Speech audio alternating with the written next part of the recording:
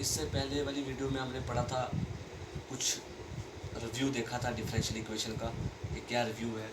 आज हम पढ़ेंगे डिफरेंशियल इक्वेशन के सोल्यूशन, मतलब किस तरीके से, किस मेथड से solution of a differential equation निकाली जाती है। तो देखिए, solution of a differential equation के 3 मेथड है जो आपको सिलेबस में है। पहला मेथड वेरिएबल सेपरेशन मेथड, दूसरा होमोजीनियस इक्वेशन मेथड, तीसरा मेथड है रिड्यूसिबल टू होमोजीनियस, मतलब कोई एक डिफरेंशियल इक्वेशन होगी उसको रिड्यूस करके वापस होमोजीनियस की फॉर्म में लाएंगे उस मेथड वो। इस तरीके से ये 3 मेथड हैं जो जिस मेथड से हमें डिफरेंशियल इक्वेशन की सोल्यूशन निकाल सकते हैं। तो there are 3 method to solve the solution of a differential equation. तो अब पहला मेथड है variable separable method. Variable separable method का मतलब ये है कि हम जो भी डिफरेंशियल इक्वेशन गिवन दी होगी उसको सेपरेट करेंगे, मतलब वेरिएबल्स के हिसाब से वाई वाले को वाई वाले के साथ, एक्स वाले को एक्स वाले के साथ ऐसे सेपरेट करके, फिर उसके बाद सेपरेशन जब हो जाएगी फिर जो डिफरेंशियल इक्वेशन होगी उसको हम क्या करेंगे, इंटीग्रेट करेंगे। तो उस तरीके से आपका सोल्यूशन निकलता जाएगा, मतलब by the method of variable separation method से। तो क्या है, सपोज वेरिएबल सेपरेबल मेथड समझाता हूँ मैं आपको। सपोज आपके पास एक डिफरेंशियल इक्वेशन है इस फॉर्म की, f of x upon g of y. तो वो बोलेगा सॉल्व द डिफरेंशियल इक्वेशन, लेकिन by the method of separable method. तो सेपरेबल मेथड से सॉल्व करना है तो आपको क्या करना है, सेपरेबल नाम से ही पता लग गया कि सेपरेट करना है अलग अलग। तो देखिए, मैं जी वाई को डी वाई के साथ कर देता हूँ, मतलब मल्टीप्लाई वाई वाले, मतलब वाई वाले एक साइड, जी ऑफ वाई मतलब वाई का फंक्शन डी वाई के साथ और एक्स का फंक्शन डी एक्स के साथ। अब देखो, वेरिएबल सेपरेट हो गए, एक्स एक साइड वाई एक साइड। जब वेरिएबल सेपरेट हो गए उसके बाद क्या कर देना, हमने इनको इंटीग्रेट कर देना। तो इंटीग्रेशन तो सबको आती है ना, 12th में पढ़ते हैं। तो बस इसको कर देना इंटीग्रेटिंग। तो मैं लिखूँगा ऑन इंटीग्रेटिंग वी गेट, तो इंटीग्रेट हो जाएगा G Y D Y equal to integration of F of X D X plus constant C. तो इंटीग्रेट करके जो वैल्यू आएगी वो is the solution of given differential equation, वही उस इक्वेशन का सोल्यूशन होगा। तो ये था पहला मेथड। अब पहले मेथड के रिलेटेड मैं क्वेश्चन करवाऊंगा आपको, फिर उसके बाद चलेंगे नेक्स्ट दूसरे मेथड। ठीक है, आई होप आपको पहला मेथड समझ आया होगा। अभी मैं क्वेश्चन करवाता हूँ फिर आपको समझ आ जाती है। तो अब मैं पहले मेथड के रिलेटेड क्वेश्चन एग्जाम्पल करवाता हूँ आपको। देखिए, ऐसा क्वेश्चन है, solve the differential equation. Exam में ऐसे पूछेगा वो कि सॉल्व द डिफरेंशियल इक्वेशन। तो जब डिफरेंशियल इक्वेशन को सॉल्व करना तो इट मीन्स कोई ना कोई मेथड तो लगेगा ना, तभी सॉल्व होगा।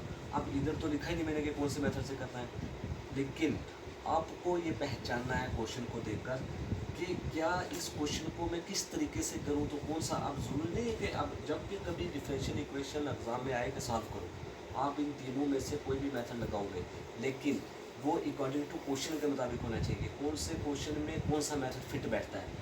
अब देखिए, पहला मेथड मैंने करवाया अभी आपको, सेपरेटिंग द वेरिएबल। तो देखिए, अगर मैं इधर मुझे एक ही डेरिवेटिव नज़र आ रहा है, d y upon d f x. तो इट मीन्स डी वाई और डी एक्स दो फंक्शन है, वाई के और एक्स के।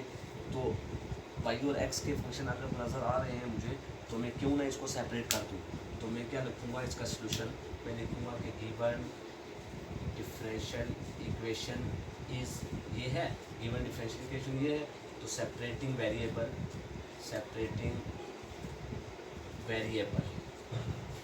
वेरिएबल को अगर मैं सेपरेट करूँ तो वी गेट, सबसे पहले देखिए ना, डिफरेंशियल इक्वेशन को सॉल्व करने के लिए अगर मैं वेरिएबल सेपरेशन मेथड लगाऊंगा तो मुझे वेरिएबल सेपरेट करने पड़ेंगे, तभी मैं लगा रहा हूँ। तो फिर उसके बाद इंटीग्रेट।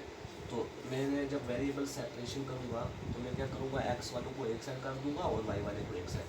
देखिए, ये डी वाई को इधर रहेगा और ये एक्स वाला था ये पूरा आगे चला जाएगा, 1 माइनस कॉस एक्स और डिवाइड हो जाएगा 1 plus cos x into D x.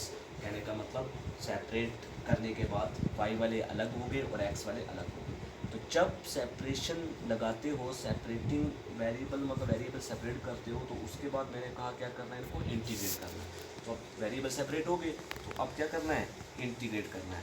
तो मैं लिखूँगा on integrating we get, on integrating we get. तो जब इंटीग्रेट करूँगा तो इधर आ जाएगा d Y equal to 1 minus cos x upon 1 plus cos x dx, ये हो जाएगा। तो अब देखिए डी वाई तो पता है ना सारों को, डी वाई की इंटीग्रेशन क्या होती है, डी और इंटीग्रेट कट गया तो क्या बचा y, this implies y equal to, अब देखिए 1 माइनस कॉस एक्स, 1 माइनस, आपने ये 11th में फार्मूला पढ़ा होगा कि 1 माइनस कॉस थीटा किसके बराबर होता है, 1 माइनस कॉस थीटा होता है 2 sine square, 1 minus cos theta जो होता है वो होता है 2 साइन स्क्वायर थीटा बाई 2, ये फार्मूला होता है। 1 माइनस कॉस थीटा का फार्मूला क्या होता है 2 साइन स्क्वायर थीटा बाई 2। अब इधर है 1 माइनस कॉस थीटा की जगह पर x है, तो 1 माइनस कॉस एक्स का मतलब क्या है 2 sign square x by 2, 2 sign square x by 2। Similarly 1 plus cos x का फार्मूला होता है 2 कॉस स्क्वायर एक्स बाई 2, और उसके इंटीग्रेशन समझ आ रही है ना। 1 माइनस कॉस थीटा का फार्मूला होता है 2 साइन स्क्वायर थीटा बाई 2, लेकिन 1 प्लस कॉस थीटा का फार्मूला होता है 2 कॉस स्क्वायर थीटा बाई 2, याद रखना। तो ये फार्मूला लगाया। अब देखिए 2 और 2 कट गए, तो साइन अपॉन कॉस कितना होता है 10, तो sine square x by 2 upon cos square x by 2 किसके बराबर हो जाएगा, हो जाएगा this implies y equal to 10 square x by 2 हो जाएगा, उसके इंटीग्रेट। समझ आ रही है ना आपको, sign square x by 2 upon cos square x by 2 हो जाएगा टेन स्क्वायर एक्स बाई 2। अब ten square x by 2 further हम इसको ऐसे लिख सकते हैं, क्योंकि टेन स्क्वायर एक्स बाई 2 की डिफरेंस से इंटीग्रेशन निकालनी मुश्किल हो जाएगी, तो हम इसको और सिंप्लीफाइड फर्दर करेंगे। क्या मैं टेन स्क्वायर एक्स बाई 2 को ऐसे नहीं लिख सकता, sex square x by 2 minus 1 D x, भाई टेन स्क्वायर थीटा किसके बराबर होता है, टेन स्क्वायर थीटा होता है सेक्स स्क्वायर थीटा माइनस 1, ये 10th में आइडेंटिटी पढ़ी है आपने, तो मैंने वही लिखा है, इधर थीटा की जगह पर एक्स बाई 2 है, तो sex square x by 2 minus 1 हो जाएगा। अब जब इंटीग्रेशन में करूँगा तो आपको पता है सेक्स स्क्वायर एक्स की इंटीग्रेशन क्या होती है टेन स्क्वायर एक्स, भाई ये 12th में नहीं पढ़ी आपने, सेक्स स्क्वायर थीटा की इंटीग्रेशन क्या होती है tan theta, sex square theta की इंटीग्रेशन होती है टेन थीटा, याद रखना। सेक्स स्क्वायर थीटा की इंटीग्रेटिंग होती है, सॉरी इंटीग्रेशन होती है टेन थीटा, क्या होती है टेन थीटा। तो इधर है सेक्स स्क्वायर थीटा की इंटीग्रेशन आ जाएगी टेन थीटा, थीटा की जगह पर इधर एक्स बाई 2 है माइनस 1 डी एक्स, तो डी एक्स की इंटीग्रेशन क्या होगी एक्स, तो भाई यही होगी ना डी एक्स की, देखिए ना बीच में क्या माइनस, तो इसकी इंटीग्रेशन अलग से की तो मैंने आया, इसकी इंटीग्रेशन की तो टेन एक्स बाई 2 आया, तो इसकी जब अलग से करेंगे डी एक्स की तो माइनस एक्स ही आएगा ना, डी और वो कट जाएगा तो माइनस एक्स ही बचा, तो माइनस एक्स इसकी इंटीग्रेशन आई। अब देखिए वाई तुम्हारा आ गया ये, लेकिन क्या नाम है, एक चीज़ और बोल रहे हैं हम इधर, ये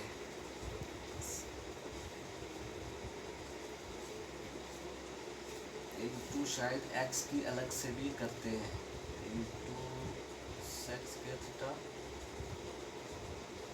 अपॉन 1 बाई 2, सॉरी कुछ नहीं है, मैं ऐसे ही कंफ्यूज हो गया। सेक्स के एक्स की इंटीग्रेशन होती है टेन एक्स, तो मैंने लिख ली टेन एक्स, एक्स की जगह पर x by 2, ten x by 2 minus x.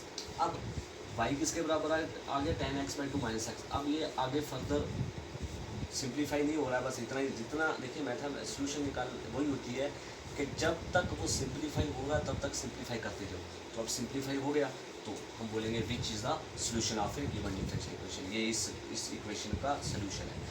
अब आई होप आपको समझ आया होगा कि किस तरीके से किसी डिफरेंशियल इक्वेशन को सेपरेट करते हैं, सेपरेट करने के बाद किस तरीके से सोल्यूशन निकालते हैं। तो आपको याद रखना है जब भी कभी वेरिएबल सेपरेट हो जाते हैं किसी इक्वेशन के, डिफरेंशियल इक्वेशन के, उसको फिर उसके बाद कुछ नहीं करना, माइंड में ये बैठा के रखना, उसके बाद डायरेक्ट इंटीग्रेशन करना है। इंटीग्रेशन करके जो सिंप्लीफाई होगा वही उस इक्वेशन का, उस गिवन डिफरेंशियल इक्वेशन का सोल्यूशन होगा। ठीक है, तो आई होप समझ आया होगा आपको।